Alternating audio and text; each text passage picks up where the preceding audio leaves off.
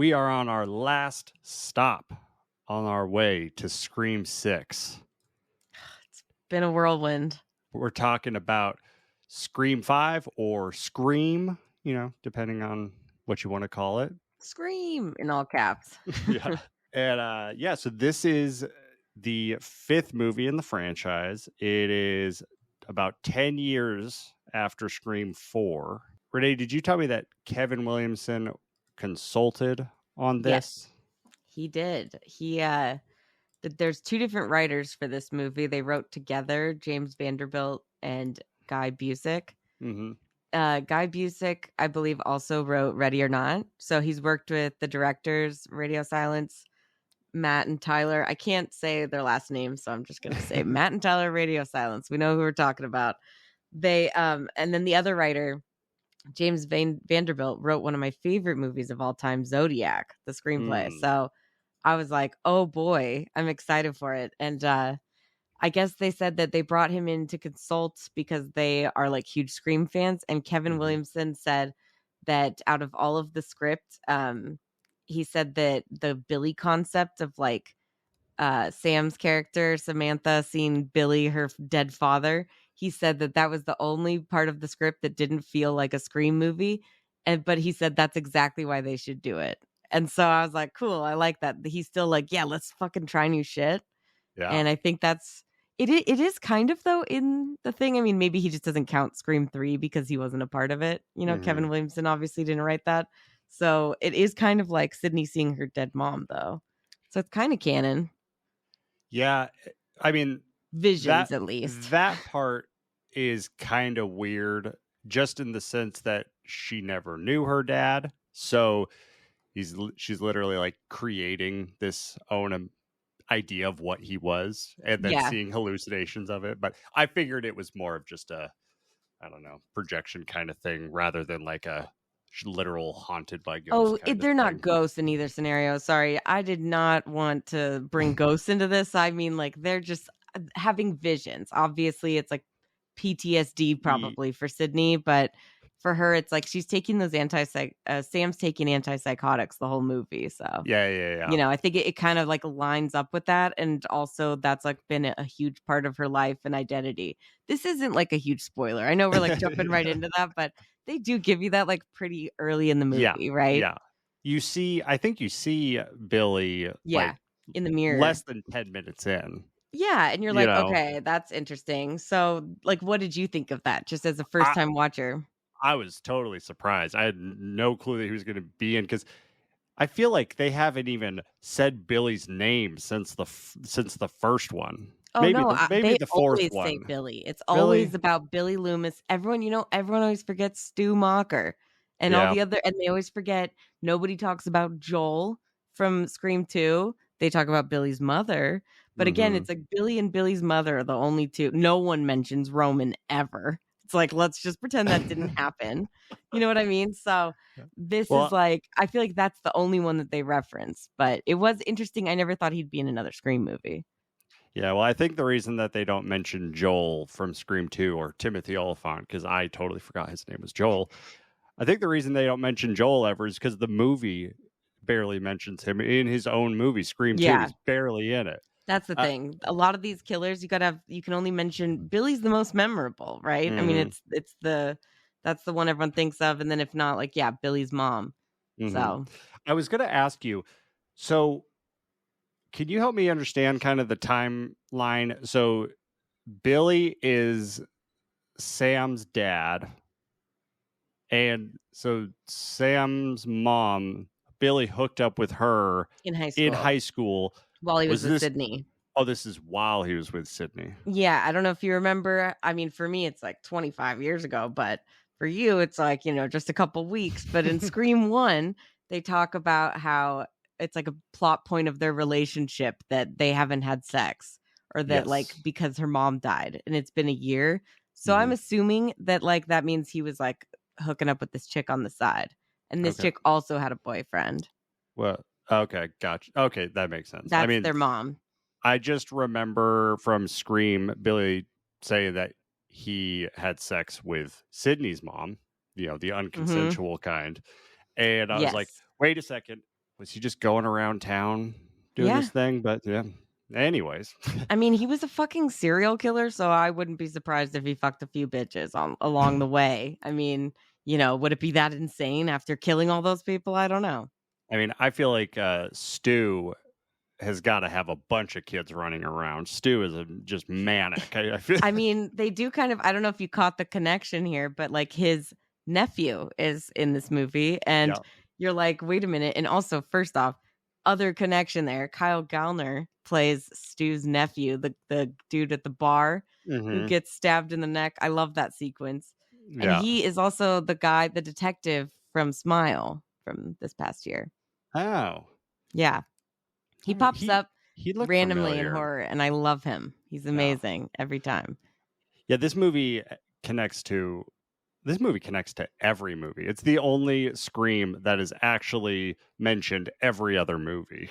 I think it's a little bit because I think the big reason for that is obviously it's been a while, and it's also not the original team who made all the original Screams. Like, most other franchises, they kind of pass the reins and different directors come in and different teams of writers and whatever. But like a lot of the same people worked on the first 4 Screams with Wes Craven and Kevin Williamson. So it's like a huge thing. I think they were like, I love all the Easter eggs. There's a million of them, but I think that they're paying homage to Scream, Nightmare on Elm Street, like a bunch of really cool things. And I love that. Yeah. Well, Renee, I got to tell you, I think I totally understand why Kevin Williamson decided to work on Sick. He met these guys, Radio Silence and the writing team. He met them. And he's like, Scream's in good hands. Yeah. This movie was incredible. Right? I was shocked. After like the first 4 having such a high quality too, you're like, how can these people who have never even attempted it? I mean, the whole reason that Neve Campbell even came back for this movie was because the directors, Matt and Tyler, they wrote a personal letter to her about how the Scream movies and Wes Craven and all this stuff is like the reason that they make movies and how they wanted to like honor his memory. And I think we'll talk about that because there's even a character in this movie named Wes for Wes Craven. I feel like there was multiple Wes's dropped throughout the entire movie, and then also at the end for Wes. Yes, well, so Wes is the character with the blonde hair, Deputy Judy. Now she's back. It's like they bring everyone back. If they recognize all the movies, I think that's so cool because I love them each in their own way. Judy must have gotten married or something between 3 and this one because she was ready to like. Oh yeah, well she was ready to like ruin Dewey's marriage. Yeah, in the last one. So maybe she was recently divorced in that one. We don't know. I don't know. I mean, Dewey was single. Dewey was ready to mingle.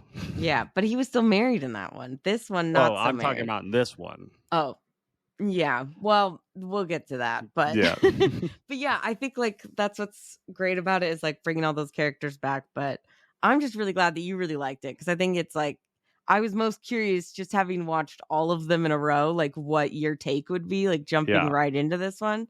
Yeah. And so I'm glad to know that it hits. I mean, there's a reason this movie like broke records and is like super popular and why they greenlit a sequel immediately. Well, on our most recent podcast, I said that, I'm ready for Scream 6. Don't even need Scream 5. Let's just do it. You're like, no, you need to see Scream 5. Yeah. You were right. I needed to see Scream 5. Now I'm hyped for Scream 6. Right? I'm telling you, man. I think like they did it the best way possible. And I love that that's like actually, I mean, the movie is so meta because what they did with the new Scream movie is literally what they talk about of like what the killer's trying to do is make a requel.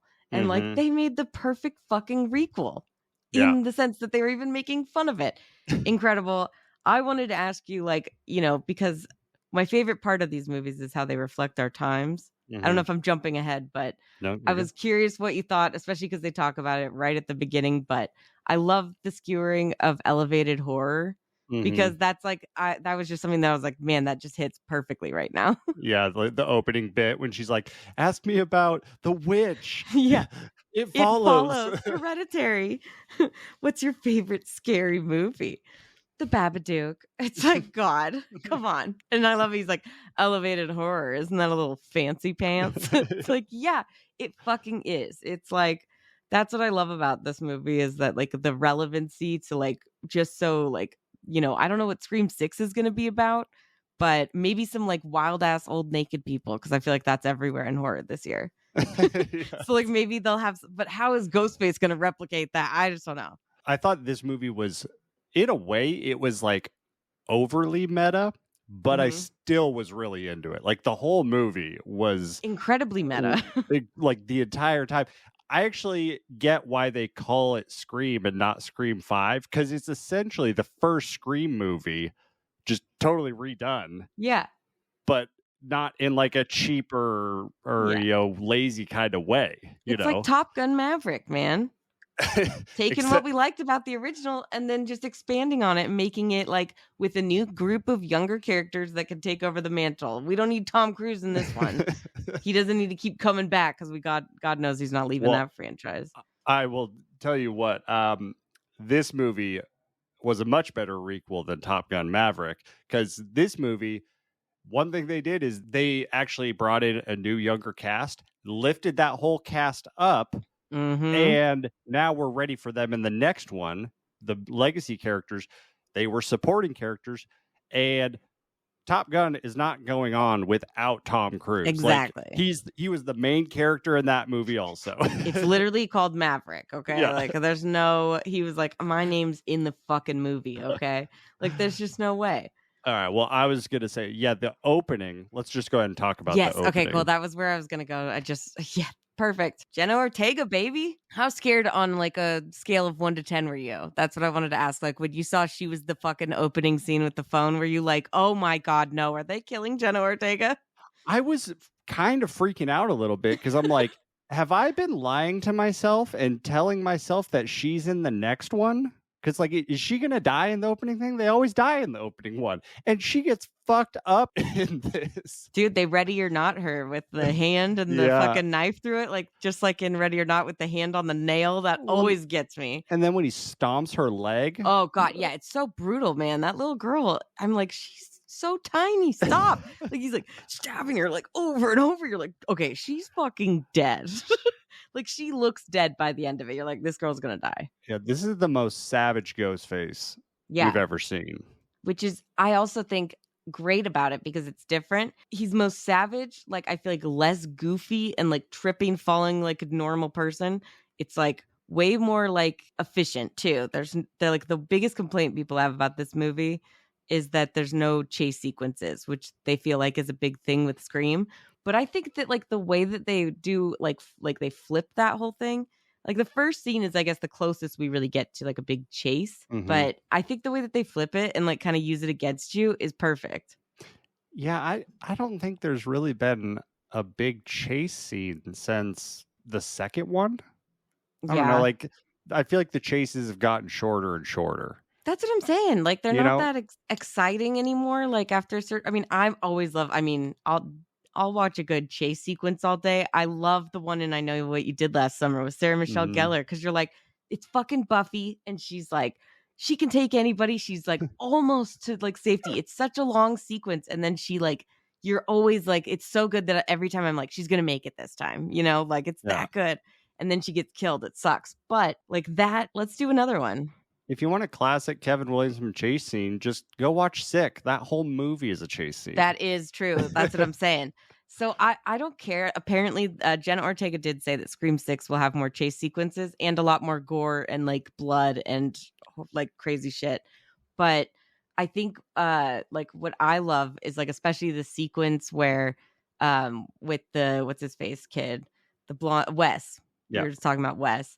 And he's like out of the shower and he's like walking around the house and like they do so many fake outs of like Ghostface gonna be right there. And I just thought the balls on these people. I loved that so much because it went on for a while. Apparently it went on even longer originally.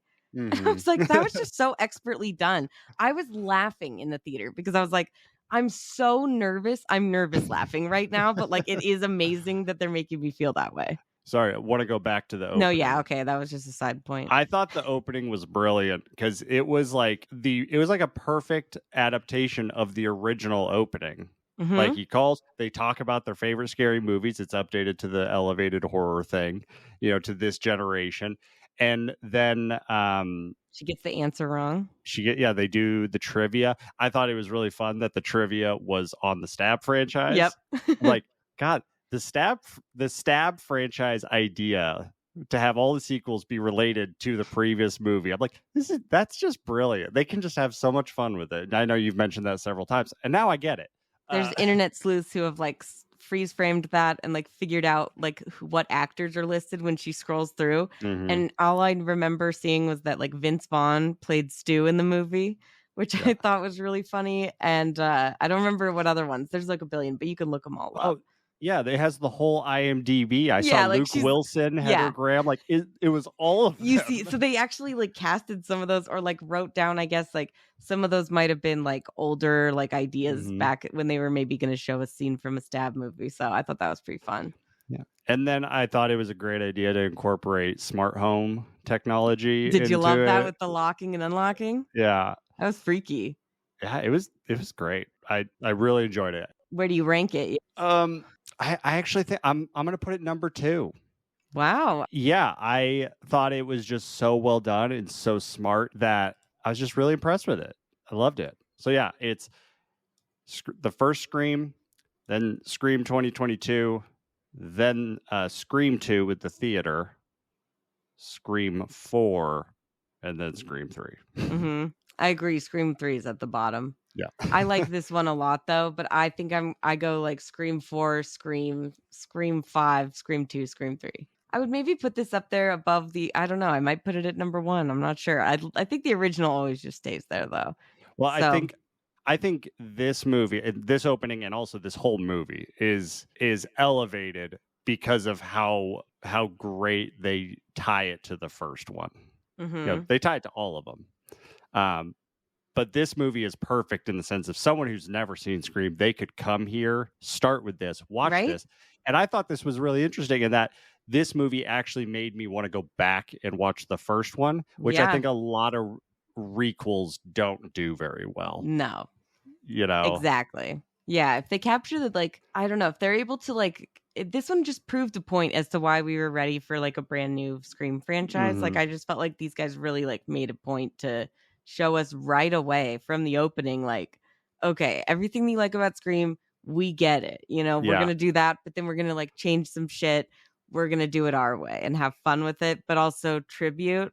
And I love even just the opening where it's like the guy's pretending to be a normal dude calling for her mom, like from Group. And you're like, this is like such a weird approach for Ghostface. I've never seen them do that. You know what I mean? Well, and it's very apparent that these guys love the Scream franchise. Yes. Like it is apparent that they love it. I mean, I loved the opening line or in the opening when Jenna Ortega's talking to him and he's like, have you seen the original Stab? It's like, no, I wasn't even born yet. It was like from the 90s. They're like, yeah, don't they all have like weird hair? Like overly, it's like overlit. It's like the hair is bizarre. And I'm like, that's what I'm saying. The fact that they so can much. comment, like they can literally comment on everything that they've done and like make fun of it is incredible. There's nothing like it. I guess maybe Scary Movie, but they haven't even gotten that. They make fun of other things. Like these guys are like, we get it. We know that there's Scary Movie. They're a level above it though, because they're still able.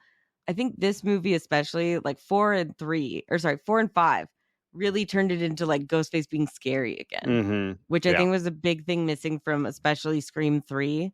Yeah, I just felt like I didn't really care. Ghostface was whatever. So I think especially in this one, like the fact that Ghostface is efficient, doesn't wait for people most of the time to even see him. Like the guy in the car, right behind him. I was like, oh my God, that was a great sequence. The music cue there. Oh my God, I swear to God, I'm going to have to change my pants just thinking about it. Well, and then another thing that they did with this movie that is incredible is they actually made me like Dewey. I told you. Did I not tell you? I told you. Dewey was a real person in this movie. Tell me you didn't like Nolan and I think the funniest thing in the world is when they're like going through all the suspects and then Wes, that kid's like, well, what about Dewey over here? And he's like, what about me? Like, what's my motive? And he's like, let's see. Your famous wife left you. You got fired from sheriff. You crawled into a bottle. You've been stabbed like a million times. I think it's safe to say you're on the suspect list. And then David Arquette's like, well, maybe you're the killer because that cut deep. Like that and the delivery is perfection. I laughed so fucking hard. I still do every time. It's so good. I loved it when Jack Quaid called him like Shitty Sam Elliott. Yeah, shitty Sam Elliott. I love at the end too when he's like, at the end when he says, he's like, you should have listened to Dewey. He called it on one. And I'm like, I think that's the first time in the franchise where anyone's ever said you should have listened to Dewey. So yeah. I'm proud. I don't know if we want to get into Dewey of it all yet, but maybe we want to talk about the other characters first. No, let's talk about Dewey while we're here. Okay. Dewey and Gale, kind of. since you brought up his rules, Dewey's rules are stupid. Obviously. But however, they are accurate. But like he was telling his rules from his perspective. I've gone through this 4 times. And his rules are wrong in hindsight. Like the first rule of never trust the love interest. It's literally only the first movie. Yeah, but you should still never trust him. Second movie, the love interest dies. Yeah, that's true. Straight up murdered. The third one, there is no love interest until the very end. Fourth one, no love interest. So it's like, all right, so this is your hindsight. Dewey's like, I've only seen the first one. Okay, that's the only one I can remember. But yeah, he does say that doesn't count. I also like his second rule. He said the killer's motives are always connected to the past. They are, but I was like, it's pretty vague. I'm pretty sure most killers have some sort of motive connected to the past. Like that's not a profound statement. And then the third one, the killer is a part of the first victim's friend group. I was like, okay, that's mostly right. So the first two, I'm like, your history does not support those rules. But whatever. He's like kind of generalizing. Basically, it's like he barely remembers any of these things. I mean, he's been stabbed, as he says, 9 times, I think, and he's also drunk all the time. I'd forgive him if these rules. He's not Randy. He's trying to be Randy, but he's not. Like literally, Randy's niece and nephew in this movie, especially the niece. She fucking nails it. Mindy, I love her. Oh yeah. She was great. I mean, I think this movie could have been called Scream: The Rules. The rules are like the biggest plot point of this entire movie. Like they're brought up so much. That's what you think about with these movies, though. That's my favorite part is the different rules each time, and how to survive a movie is always the thing. So well, and that's one of the and I'm not saying that in a bad way because like it's very watching it now or having rewatched them, just recently or for the first time, they always explain the rules. And now that there's been such a gap and everyone loves these movies, like the rules are everyone's favorite scenes in all the movies. And so it was really smart for them to have the rules be talked about so much in this. Yeah. And you have all the different experts and it was very fun. I enjoyed it. And Mindy's great because she gets it right. And she's like, I mean, she gets it right. Whereas like the killers in this movie are doing a requel and they want Sam to be the villain because she's the daughter of Billy Loomis. And it's like, it's like she nails that too. Just the first time. I do think like in general, the cast in this movie is better overall than 4. Like I enjoy 4 and I think the young kids, they got great cast, but I think that's just because they were just a step up. From it could have been a lot worse. I've seen worse in like movies with young teenagers. So this one, I feel like they just elevated it, and every character, I felt like I knew who each character was. Yeah, I liked all the new people in this one. In the last one, I am only going to remember Emma Roberts and Hayden Panettiere. Fuck yeah, Kirby. Yeah, but like I'm definitely going to forget that Rory Culkin was in it. Yeah. But everyone in this was everyone really agrees good. he's the worst Ghostface, so it doesn't matter. Emma Roberts makes up for it. Yeah, exactly. So it doesn't matter, but it's again, he's probably just got the Stu Macher thing where everyone forgets. But I love how they have people still connected to the original plot, and I did love that they actually bring fucking Randy's sister back.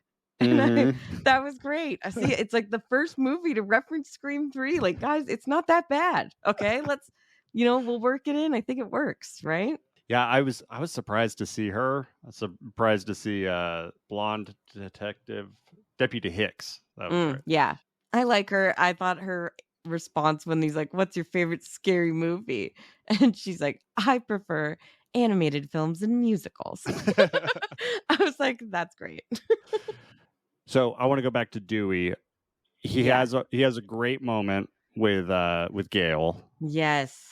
I mean, he's kind of a creeper because he's watching her news from his trailer and just being a little obsessive, but it's kind of like I feel like real life. Like I'm like, I wonder if this is like because obviously their scene when they reunite in this movie, I think is pretty emotional. And I was just like behind the scenes fact was that scene like led to a lot of tears that like they did one particular take. They said that it was like really emotional. And they said afterwards they were like, that one was definitely like just for us, but like we'll get the next one for the movie. Cause like they were like actually like kind of feeling like working out their own issues and like things that they've always. So I kind of felt like it was like real life. Like, is this how David Arquette, like he just like, I couldn't hack it. And then she's like, it's okay. Like, I don't know. It's like, shit. How did they know this? Did the writers know this shit? Or did they just go, we'll tell you what happened? Because they got divorced right around Scream 4, right? So they separated right before filming Scream 4, and then they divorced after that. Yeah. And then this is like 10 years after that.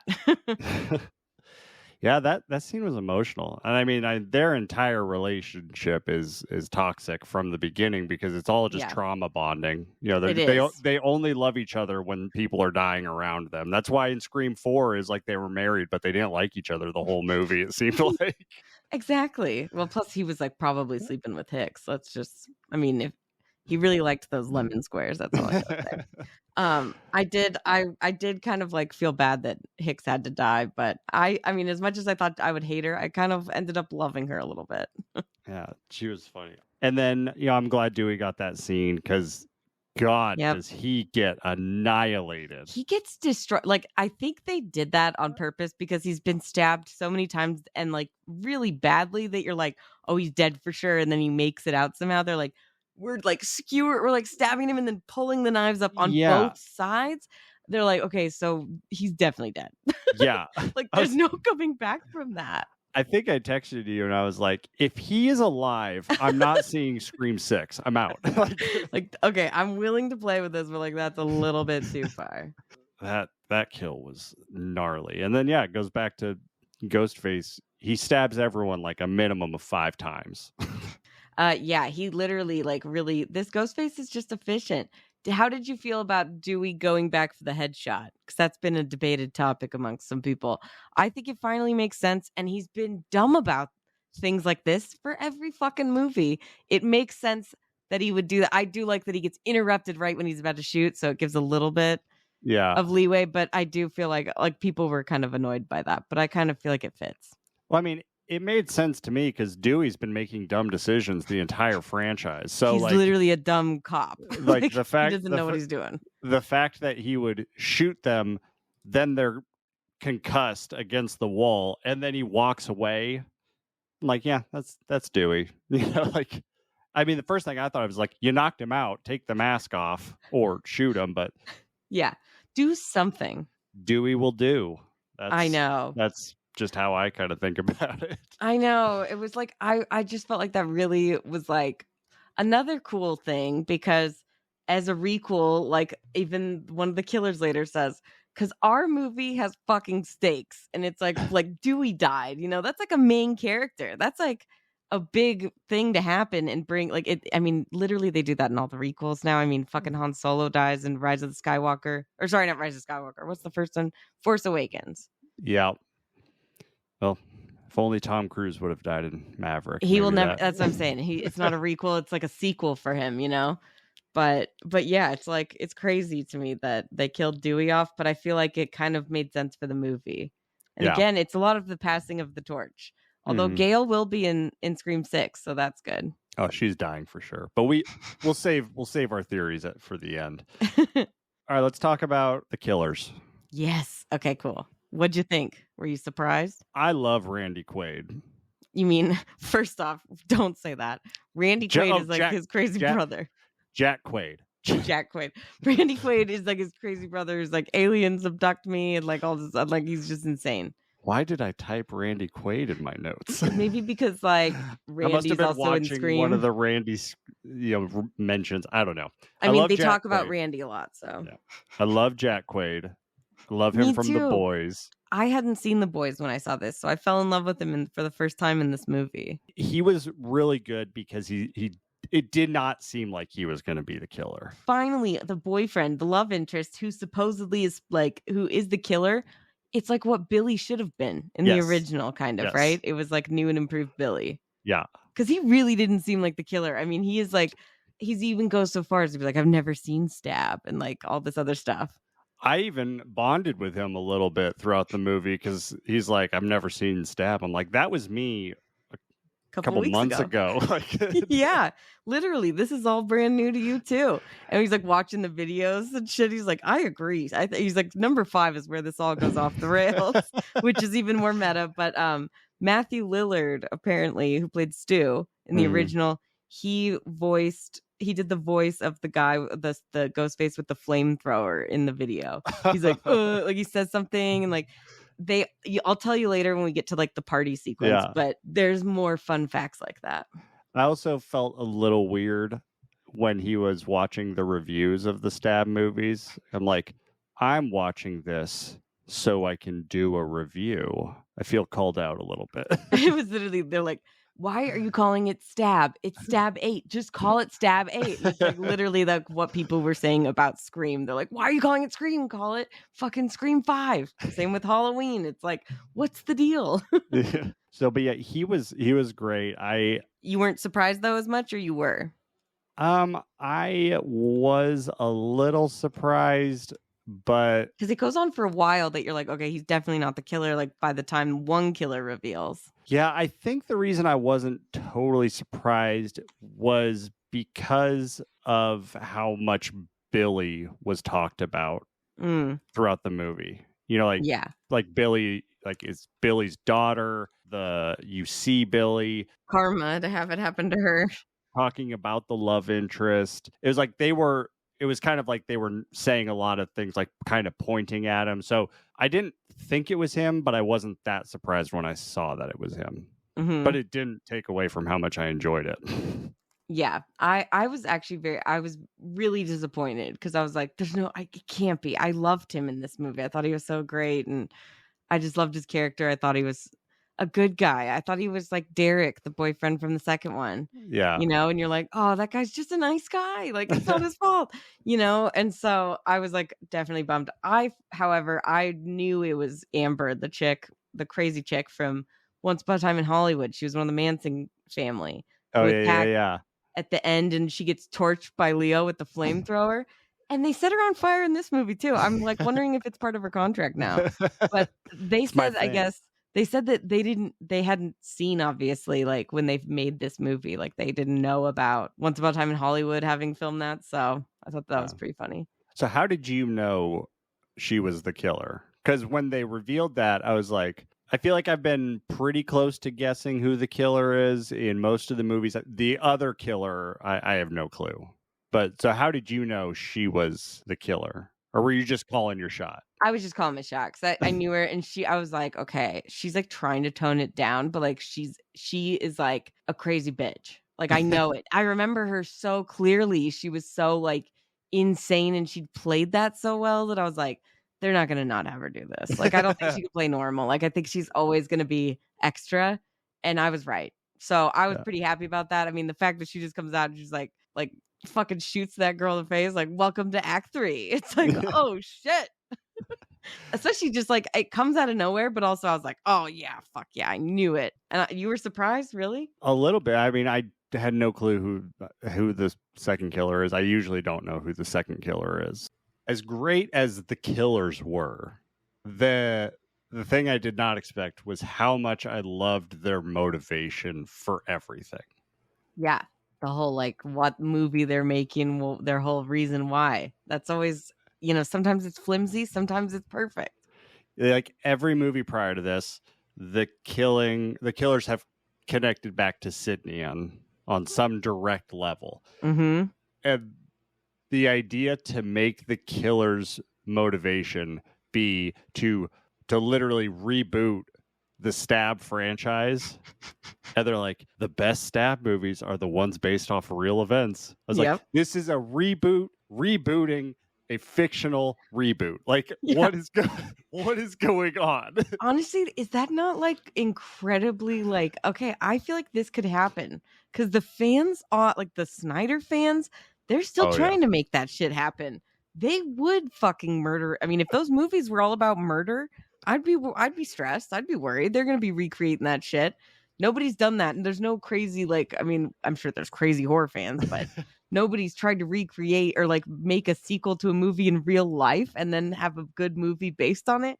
It's incredible. It explains everything in the movie too, why it all goes back to the original. And I think that's like, this really starts once you get, especially like the twist that it's Stu's house from the original and they pull back. Did you realize that it was before that?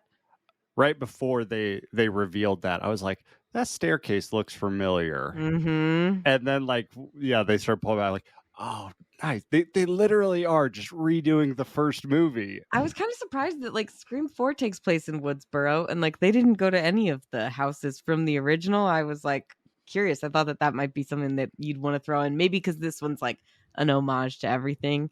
That's why they went back and literally like the same house. And that's why I love that Sydney's like, you might be the most derivative one of all. I mean, Jesus, the same fucking house. But it's like, that's why they're just crazy fans. And that's why I think I've quoted this to you multiple times before we watched this. But Jack Quaid saying like, how can fandom be toxic? It's like, it's about love. And he looks so insane. But it's like, that's fucking those people. They exist. It's almost like Misery, like fucking Kathy Bates and Misery are the killers in this movie. Almost. Yeah. Right? Totally. Oh, yeah. They're trying to make fan fiction a real thing. That's a good parallel. Yeah. It's basically like, let's take those killers.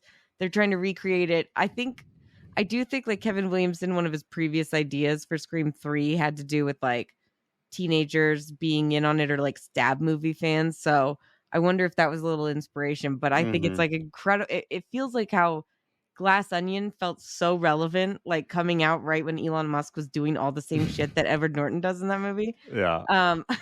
And like, it was just so perfect. It felt so like of the time. This movie really reflects crazy fandom right now because it's insane out there. The whole reveal is just layers on layers. Like it's Inception level meta-ness, like a dream within a dream within a dream. Literally, like it's so funny though. But I'm like, fans are crazy enough to be like, fuck it, we'll make our own movie. I mean, they're basically trying to rewrite shit by telling the studios what they want. That's when this happens though. That's why we get fucking Rise of Skywalker. So let's not let this become a thing, right? I think we can all agree that's not what we want. Totally. I had a similar feeling watching Scream 5, watching this trailer, and then also watching X. Jenna Ortega just looks like a baby. She looks like she's 13. And just like in X, I'm like, are we about to see a child-looking adult have sex? I'm like, is this going to be child murder? Like, I can't watch this. Scream? Yeah. This has an extra layer of weird. I mean, I feel like they were especially brutal to her character in 5. I mean, after the brutal opening scene, you get the wheelchair scene in the 5th. Like, isn't she a badass in Scream? Like, literally, like, she gets fucked up in every scene we see her in almost. And then she still is fucking, like, shooting people at the end and hitting them with her crutches. She gets the most shots in on Ghostface, so that's what I'm saying. I think Jenna Ortega, they're like, man, I almost feel like she should have been the star of this series. I don't know if she would leave this for Wednesday. I feel like she could probably do both because I believe they're supposed to be doing a trilogy with these new movies, is what they said. hope so. I mean, I don't know. She's really good. I love what's the leads. Oh, I was gonna ask you, Melissa Barrera, if you Yeah, like Samantha, if you like I Sam. loved her. You did good. Yeah, I did thought too. she was great. I like the idea of her struggling with like I think it's my favorite of like eliminating the villain at the end when she just stabs the shit out of Jack Quaid. It's like, yeah, like she is like the daughter of a fucking serial killer. Seeing her go crazy. Cause like, I mean, I love Neve Campbell, but they do maybe a double tap. They'll shoot him in the head. She's not fucking stabbing everybody like fucking, it feels so good, you know? That's what's cool. It's an interesting thing for her to struggle with going forward. That was my last note that I had when I was watching. When she does all the stabs at the end, yeah, I was ready for a reveal that she was a secret third partner. Ghostface. Because like she stabs Jack Quaid the same way that Ghostface stabs everyone the entire movie. I'm like, has she been the killer the whole time and she actually just betrayed Jack Quaid? You never know. I was ready for it, and then it didn't happen, but I was like, oh. Well, you never know. I mean, Scream 3 tried to go back and change the original, so they could always do that at some point. Not that we recommend it. Obviously, nobody cares about Roman. That's the deal. Like, no one cares about that. So as long as they don't fuck with the original. Scream 3 should just be called Doing Too Much. Doing way too much and not enough of it still. Too much, but not enough good. Well, I remember when we talked about Scream 4, I said one of the things that made that movie my favorite was it proved that it did not need to rely on Neve Campbell to continue like the success of the story. Yeah. And this movie essentially is just like, Kevin Williamson, I hear you. I got the torch. We're going from here. Like the killer is now not directly involved with Sidney. Now they can move forward, and who knows what they can do now. Like, they're moving Ghostface to New York. Like, I have that's a huge change. No clue what is going on with Scream 6. So before we jump over and do some Scream 6 theories, my ranking on this one overall, I have to put this and Scream 4 at the top. Agreed. I think I would probably rewatch this more than Scream 4, but I did love Scream 4. Yeah. I thought... Honestly, I rewatch one of them. I go through the whole series. They're great. Having watched all of them now, I think of the original trilogy. Yeah. The original trilogy being 1, 2, and 4. Yeah. 3 should have been just like a weird prequel that came out at any given point. Yeah, I mean, it's the bastard child of the franchise. I think we can all agree. And that's why the villain in that movie is a bastard son. So it fits. So yeah, 1, 3, 4. And then I feel like this Scream 5, it is like the perfect next thing. Like I can be like, all right, this is where the new thing starts. Yeah. And it's its own thing now. It could be something beyond like just keeping. I mean, because the fourth one tests it out, but it's still like Sidney ends the movie by saying like, you don't fuck with the original because they're trying to remake it, right? This is different, and that's why I think it works better because it's hard to like go, we're gonna remake it and do the same kind of thing, but just like with more gore or whatever, different kids, and they do a lot different in Scream 4, but I think just with nowadays, if a requel's done right, it can be really successful because nostalgia's a fucking powerful drug. Yeah, we all love it, and you don't even have that. So it's fascinating that you're like, I love that you're in on Scream 5 now. Yeah, it's been fun watching all the other ones because they're like little time capsules, as we've talked about. And now this is the first one that's like, oh yeah, it's modern. You can tell that it's modern. Like technology's all there. They do a lot of good upgrades with the tech in this movie. Yeah, like Scream 4 felt modern, except for that weird glow that all the colors had that we talked about. But glossy. Yeah. The Vaseline effect. I'll go ahead and say it. I think this one's my favorite. Yeah, me too. I mean, overall, I think 4, but 5 is like, I think it's just, I love it so much for rewatchability and the fact that it's the only one not by Wes Craven, but it feels like a Scream movie. It really just fits. Yeah. And I feel like this is a very rare requel in that I could have started with this one and I would be intrigued of how did we get here?